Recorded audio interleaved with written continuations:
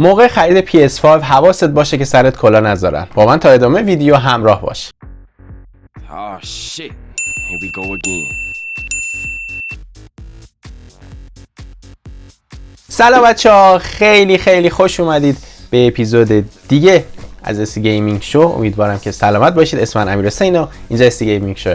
امیدوارم که حال همتون خوب باشه، سلامت باشید. طبق معمول خب سال جدید شده، قیمت‌های کنسول‌ها جدید شدن. الان که دارم این ویدیو رو براتون ضبط می‌کنم، یعنی تاریخ 14 فروردین ماه، PS5 استاندارد اسلیم چیزی نزدیک 50 میلیونه. واقعا حتی فکرش هم نمی‌کردم قیمت PS5 دوباره بشه. خیلی عجیبه. یعنی PS5 وقتی که اومد تو ایران، اولین PS5 که وارد شد قیمتش 50 میلیون بود، بعد رسید به 20 تومن، الان دوباره رسیده 50 تومن. یعنی تنها اتفاقاییه که فقط تو ایران میفته. و نسخه دیجیتالش اسلیمش چیز حدود 42 اینا، حالا 40 میگیم که اینا باشه. نسخه قبل ترش هم که دیگه اسلیم نبودن تو همین حدودا، مثلا نسخه استاندارد غیر اسلیمش چیزی بوده 46 47 داره معامله میشه و نسخه استاندارد دیجیتالش همون 40 تومنه. یعنی مثلا اگه دیجیتال اسلیم 42 43 باشه اون 40 تومن اینطوری هستش. حالا قیمت‌های دقیقش رو میتونید تو دیجیکالا و سایت‌های دیگه ببینید. البته دیجیکالا نسبت به جای دیگه گرون‌تره، حالا کاری نداریم. مثلا نکته اولی که میتونن سرتون کلاه بذارن و قیمت بالاتر بهتون بدن ریجن کنسوله. بچه ریجن کنسول هیچ تفاوتی با هم دیگه نداره جز یه مورد که بهتون میگم. ببینید ریجن یعنی چی؟ اولا که همه کنسول‌ها تو چین تولید میشن، یعنی مید این چاینا. فکر نکن که برای ریجن چینه، نه، مید این چاینا یعنی برای چین، همه چین تولید میشه. آیفونش هم داره چین تولید میشه. الان تویوتاهای چینی هم تویوتا داره تو چین تولید میشه، نه اینکه تویوتا نیست یا مثلا PS5 نیست، همونه داره تو چین تولید میشه. اوکی، اصلا این کاری نداریم باش. ریجن چیه؟ ریجن آقا تو چین میسازن، بستگی به اون آداپتوری که داره یا قانونایی که تو کشورهای دیگه داره اونو بسته بندی میکنن. هیچ تفاوتی هم نداره. اینکه میگم بازی رو اون ریجن نمیخوره ربطی نداره. بازی رو ریجن اکانتتونه. گوش بدید، اکانتی که میسازید برای PSN تون و برای PS5 تون اونه که باید بازیش با یکی باشه. یعنی ریجن اکانتتون ربطی نداره به ریجن کنسولتون. حالا اگه خیلی تو این موضوع وسواسید، من اینجا یه صفحه‌ای میارم براتون، خودم از روی اینجا میخونم که بهتون بگم این کدا مخفف چیه. ببینید پلی استیشنی که میخرید یه CFI داره، خط تیره. حالا مثلا 10 دو تا چیز دیگه جلوش، دو تا مثلا عدد دیگه جلوش، اون 10 سریشه. یعنی اولین PS5 که اومد 10 بود، بعد 11 بود، بعد 12. اینو جلوتر بهتون میگم که چه سری بخرید. دو تا عدد بعدی ریجن مشخص میکنه که 20 ژاپنه، 02 هم اقیانوسی استرالیا نیوزلندن، 08 آسیای مرکزی هندوستان روسیه اوکراینه، 14 آمریکا لاتین مکزیک آمریکا جنوبی و فلانه، 15 آمریکا شمالی کانادا ایالات متحده است، 16 اروپا خاورمیانه آفریقا چیزی که خیلی تو ایران زیاده، 18 کره جنوبی. و نکته‌ای که میخوام بهتون بگم 09 برای چینه. حالا ممکنه 1009 1109 و 1209، یعنی سری ساختشون دو تا عدد اول و دو تا عدد بعدی ریجن کنسوله. 09 رو هر جا دیدید فرار کنید. من گفتم ریجن مهم نیست، گفتم جز یه مورد، چون ریجن چینه. چرا؟ ببینید باز هم خیلی حالا میگم که ریجن فرقی نداره، تو این مورد فرق داره. چرا؟ چون چین یه کشوری که کاملا بسته است. اگه کسی که میدید حتی اینترنت، حتی موتور جستجوگر خودشون هم دارن. سونی برای اینکه بتونه کنسولاشو تو چین بفروشه، قبل از اینکه اصلا پلی استیشن رو شما باز کنید، پلی استیشن قفله. خیلی عجیبه. پلی استیشن اکانت PSN چینی روشه. خب یعنی پلی استیشن فقط شما رو به چی محدود میکنه؟ استور چین. برای همینه که ببین بقیه ریجن ها اصلا این حرف نیست. بقیه ریجن ها ساخته میشه، اینو برای خودش اصلا چیز کردن، یعنی یه PSN روش ساختن. PSN هم فقط چینه. و عجیب تر از اون که کلاهبرداران عزیز، من نمیدونم چه جوری هر چی میشه اولین کلاهبرداری رو تو ایران میارنش. یعنی میخوان بکنن تو پاچه ملت، ماشاءالله.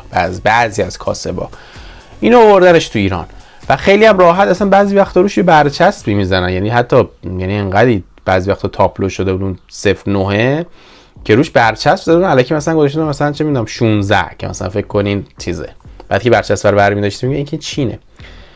چینو نخرید، حتی اگه ارزون تر بود نه اینکه نتونید روش، ببین میتونی روش بازی بریزی به شرطی که از یک کنسول دیگه بری بکاپ بگیری با فلش بس کنی که احمقانه است آقا. نمیارزه مثلا برای 2 تومن ارزونتر بری ریجن چین بخری، اصلا سمتش نرو.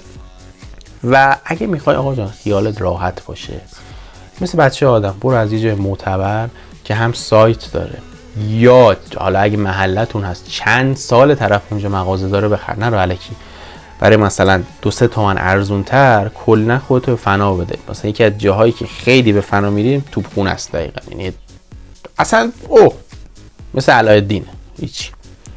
البته اگه جایی دیدی که مثلا سایت داره تو توپخونه هست، جایی مثلا خیلی معتبر، مثلا حالا من اصلا هیچ فروشگاهی رو تایید نمی‌کنم ولی مثلا پی اس پرو که از شعبه‌اش نزدیک هم پشت شهرداری، ولی پی اس پرو دیگه، پی اس پرو که دیگه چندین سال تو این کارن.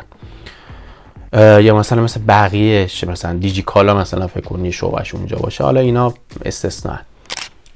نکته بعدی سریه. ببین سری 10 11 و 12.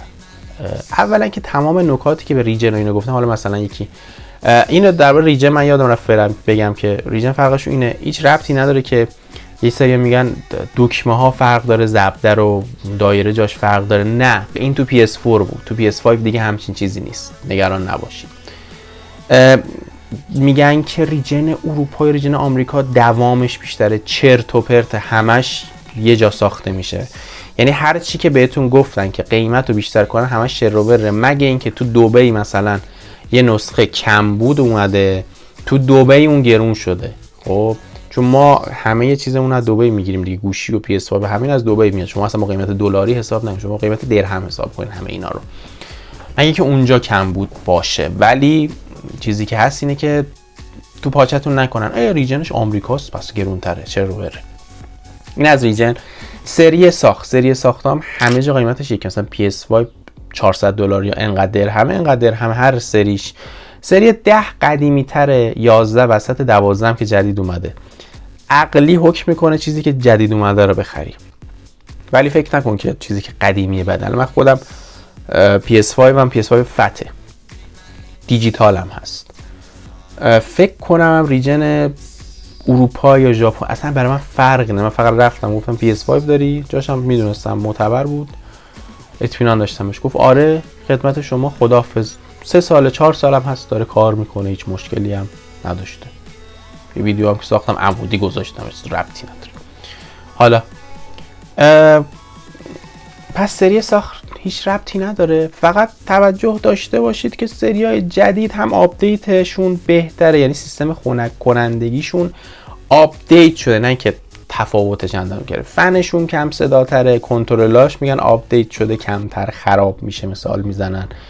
و خب اگه اسلیم بگیرید سری جدید و ظاهرا مثلا به جون 800 گیگی که چیزه، یه ترای واقعیه، فکر میکنم همچی چیزی باشه. پس سری خب جدیدتر دیگه بگیرید سر بدن. نکته بعدی اسلیم بگیریم یا استاندارد سری قبل، هیچ فرقی نداره، هر کدوم دوست داشتی. اسلیم جدیدتره، میگم همه این آپدیت ها اینا، نه آپدیت نرم افزاری ها، اون که برای همه کنسول ها میاد، آپدیت های مثلا بردش مثلا بهتر شده، اگه مثلا چیزی داشته تو مهندسیش حالا بهتره، کیفیت ساختش پایین‌تره. خب دقیقاً هم مثل چیزی که PS4 اسلیم خیلی کیفیت ساختش کمتر از PS4 فت بود، اینم دقیقاً همینه. و نکته‌ای که هست اینه که خیلی از فروشنده میگن اسلیم آشغال کیفیت. آقا مثلا تو می‌خوای مگه PS5 چیکارش کنی؟ PS5 کنسول خانگیه، اینه که تو داری حملش می‌کنی اینور میزنیش در دیواری، مشکل توئه، ربطی به کنسول نداره که. برو کنسول پورتابل بگیر، اوکی، برو استیم دک بگیر، مثلا هیچ ربطی نداره که میان میگن این آشغال فلان بگیر. بازم سلیقه خودتونه. اما چیزی که به نظر من مهمتره اینه که دیجیتال بگیرم یا استاندارد. اون موقع که من گرفتم فرقش 1-2 تومن بود، یعنی اصلا من رفتم که استاندارد بگیرم. من حالا خیلی عجیبه بهتون میگم چرا که چیز نگرفتم، دلیل من فرق داشت. ولی الان واقعا دیسک مثلا اون موقع هم نبود، الان دیسک شده 6-7 میلیون. یعنی تو فکر نکن که اینو میگیری میفروشی، اینو بگیری 6-7 میلیون میزنن تو سرش موقع خرید ازتون، فکر نکن، یعنی قشنگ نصف پولتون به باد میره. و به نظرم دیسک برای بچه پولداراست که یه کلکسیون دیسک میگیرن تو خونه‌شون دارن، به درد تو نمیخوره اصلا، نرو سمت دیسک. به خصوص که خیلی یا PS4 میگن اصلا بازی میریزن. شما وقتی میخوای بازی بریزی با همون دیجیتال بگی. دیجیتال خیلی به صرفه‌تره. الان که اصلا نمیشه دیسک خرید. من حتی اگه اصلا تفاوتی هم نداشتن تو قیمت بازم چیز میگرفتم دیجیتال، چون مثلا چندین سال رو PS4 هم حتی مثلا کلا 5 6 تا دیسک استفاده کردم. کلا اصلا آدم دیسکی نیستم، همه رو میگیرم بازی اکانتی ظرفیتی اینا میگیرم، کارم راه میندازه. آنلاین هم بازی میکنم. خیلی هم به صرف. تو الان ظرفیت 2 که گرون ترین ظرفیت نهایت 3 تومنه، دیسک 7 تومنه 6 تومنه. کجا میخواد بذاری دیسک رو؟ مگه اینکه بگی میخوام دیسکای PS4 رو روش اجرا کنم، اون بحثش جداه. و چیزی که من دلیل خودم که چرا دیجیتال خریدم اینه که کنسول قرینه بود. یعنی استاندارد یه چیزی مثل انگار که مثلا زنبور نشش زده تابر زده باشه کنسول رو مخم میرفت. نمیدونم چرا دوست داشتم این کنسول قرینه باشه، واسه همین دیجیتال بدم میومد چیزی که اینجوری این ورش یوغور رو میزم باشه. خیلی عجیب بود موقع همینو گرفتم. یه رفتم کنسول دیدم من نزدیک، این خیلی حال بهم زنه قیافش. من چیز میخوام دیجیتال میخوام و هیچ وقتم تا الان دیسک به کارم نیومده. واقعا حقیقتا میخوام بهتون بگم بستگی به نیازتون. نگید مثلا اینو بعداً میتونید راحت تر فروش میره. آقا تو مگه چیزو میخری که بهتون چیزی که لذت ببرید در لحظه دیگه. چرت و پرتا چی ایرانی‌ها فکر میکنن بشه. چیزی که حال میکنی باش قشنگتره به نظرت به کارت میاد. الان که دیگه اختلافشون 10 تومن شده. خیلی الان موقع حالا میگیم چیز بود، حالا اختلافشون 10 تومن شده. به نظر من نمیصرفه اگه نمیخوای دیسک بگیری بری استاندارد بگیری، اصلا یه هارد دیسک. اصلا دیگه دیسک داره کلا اصلا حذف میشه بقیه جا. اینم آخرین نکته بود. و آخرین نکته‌ای که میخوام بهتون بگم اینه که سر چیزایی که تو جعبه هست بی خودی بهتون جدا نفروشم. ببین تو جعبه یه دونه کابل HDMI، کابل تایپ C و یه دونه دسته. توی کنسول حتما باید اینا باشه. پایه تو نسخه قبلی بود، توی نسخه جدید رو حالت افقی پایه کوچیک داره که همراه کنسوله، ولی رو حالت عمودی اون پایه گرده رو نسخه اسلیم نداره. حواستون یعنی این اوکیه توش نباشه فروشنده رو چیز نکنید. پس شد محتویات نسخه های قبلی پایه نسخه های قبلی نه نسخه های اسلیم پایه عمودی داره، کابل HDMI، کابل تایپ C و یه دسته دوال سنس و حالا کابل برق که قطعا باید داشته باشه. توی اسلیم همه اینا رو داره غیر از اون پایه عمودی. یه پایه داره که فقط افقی پلی استیشن رو میتونید بذارید، یه پایه کوچیک این شکلی هستش. و در نهایت میگم انتخاب به عهده خودتونه. مهمترین نکته همونی بود که اول ویدیو گفتم، تو ریجن بی خودی سرتون کلاه نذارن، تو وسایل جانبی بی خودی سرتون کلاه نذارن. فن نمیخواد پلی استیشن. آقا جان این که میگن پلی استیشن خودش فکر اینا رو کرده، نمیخواد فن اضافی بگیرید، چرت و پرته.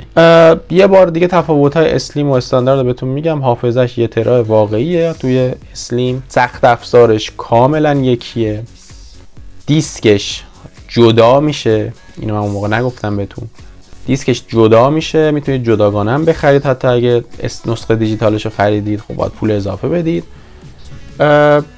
بقیهش اینه. PS5 معمولی، PS5 معمولی تازه پایه عمودی هم داره، اون نداره.